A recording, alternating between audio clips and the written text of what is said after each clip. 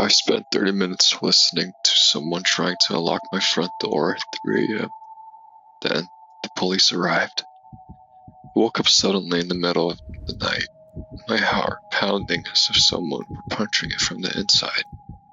I was in my small apartment in a relatively quiet neighborhood on the outskirts of Chicago, one of those old buildings with thin walls where you can hear every move your neighbors make.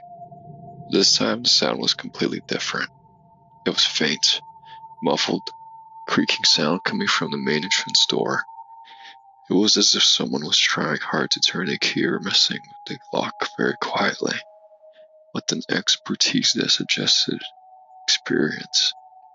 I sat in bed, terrified, watching the door, my eyes wide in the darkness, listening to the sound of scratching on the door from the outside. It was 3:30 a.m., and the apartment was a bit cold because I left the window partially open in the summer. I heard another sound like a slight metallic friction. Then everything stopped for a few seconds. Then the sound returned, slower this time, as if the person were trying to ensure that no one heard him. I had been living alone for 6 months, since my breakup with my ex-girlfriend, and I wasn't expecting any visits, especially at this time. I got up quietly, my bare feet on the cold wooden floor, and walked with hesitant steps towards the door. I grabbed my phone. The battery was low. I thought about calling the police immediately. What if it was just a drunk neighbor who got the wrong door? Or maybe stray cats were making a noise. But the sound was very precise and human.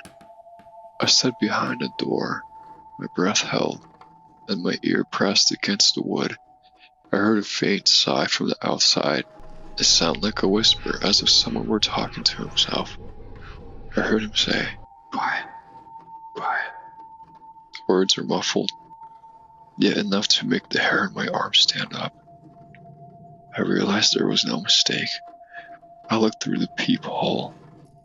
The hallway was completely dark, and I saw nothing but vague shadows. My memories drifted back to the stories I've heard on Reddit about suburban burglaries and thieves targeting single occupancy apartments, waiting until the residents were asleep. I work a routine office job, barely pay the rent, and didn't have any valuables. I asked myself, why would they target my apartment? I started trembling from the fear that was creeping into my bones. I went back to the bedroom with quick steps, grabbed the small kitchen knife I used to chop vegetables and held it tightly.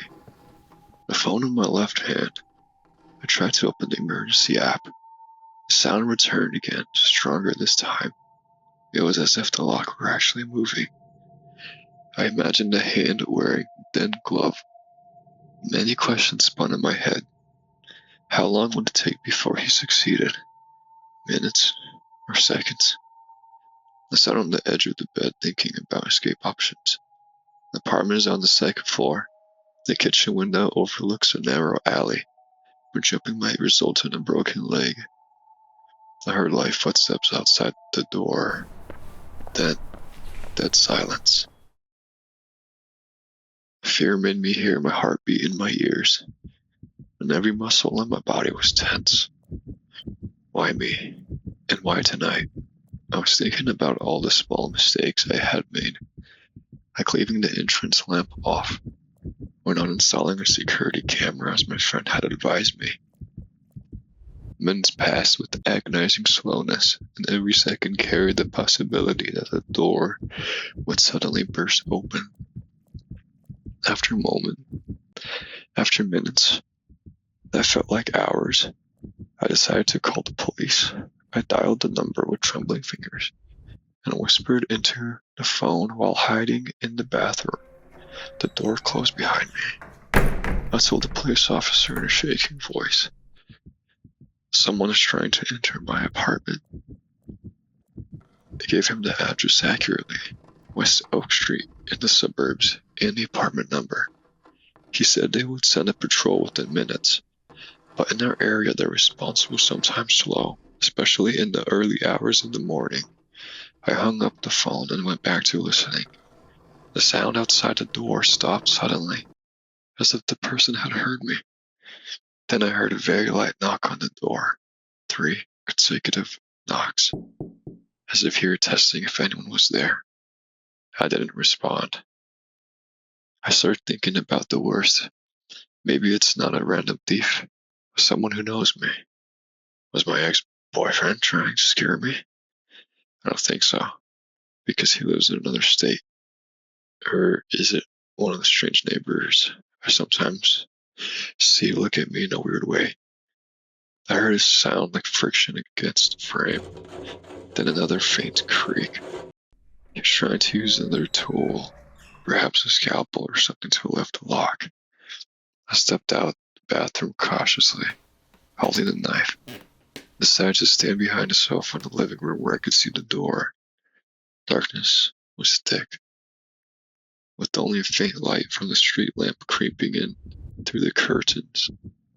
Suddenly the outside lights went out completely. My heart stopped for a moment. I heard the door shake slightly. I shouted out loud, trying to sound strong, and said, "Who's there?" My voice came out trembling. I heard no response, just a terrible silence followed by light footsteps, moving away slightly and then returning. I imagined a man outside, perhaps masked, wearing dark clothes, carrying a tool bag. In America, we hear about those incidents daily.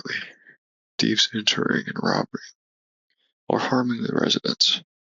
I remember a story I read about a woman in California who was killed in her apartment after the lock failed to keep the attacker out.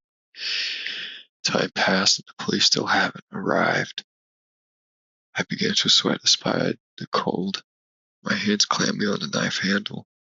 I heard a new sound. It was an attempt to pry the door from the bottom. The wood was groaning under the pressure. I approached the door again and looked through the peephole. This time, I saw a shadow moving quick and then disappearing. There was definitely someone there. I started praying in silence, thinking about my family and how the news of my death would be a shock to them. The next few minutes were the worst nightmare. Scratching sounds, muffled sighs, and the feeling that time was running out. I imagined his hand entering through a small gap, and then his whole body. Finally, I heard the sound of police sirens in the street, blue and red lights shimmering through the curtains. I sighed of relief for a moment, screamed at the top of my lungs, "I'm here, apartment 2B. He's here," as I ran towards the door to try and secure it more. But in those very seconds, the thief clearly heard the sound of the police from the hallway. Instead of running away, he decided to end it quickly. Perhaps he knew the building well. Perhaps he was desperate. I heard a sharp breaking sound. The security chain snapped, and the door flew open violently. The man entered like a beast. He was tall, strong, wearing a black mask covering his face, except for his eyes. I don't think he was looking to rob. He wanted revenge or control. He attacked me immediately and struck me on the head with the handle of a metal tool. I fell to the floor and then he kicked me in the stomach. I tried to stab him with the knife, but I missed in the dark. I heard the officers rushing up the stairs shouting, "Police, don't move!" But he had already broken in. In the crazed moment, he lunged toward the living room window, which was partially open, tore through the curtain, and exited into the narrow back alley, leading to the iron fire escape. He was terribly fast. When the officers reached the apartment seconds later, he had disappeared into the darkness behind the building. I felt my blood flowing down my face. I woke up in the hospital hours later with a fractured shoulder and concussion. The investigation stated that he didn't steal anything, and the street cameras didn't catch him clearly. The neighbors heard the noise but were afraid to intervene. I now live in a different place. I change my locks every month, and I sleep with the light on and handgun by the bed. But every night, I wake up after the slightest sound, and I wonder, did he know me? Will he come back? He thinks I've forgotten. The police have closed the file temporarily, but I know he's still out there somewhere, watching, waiting.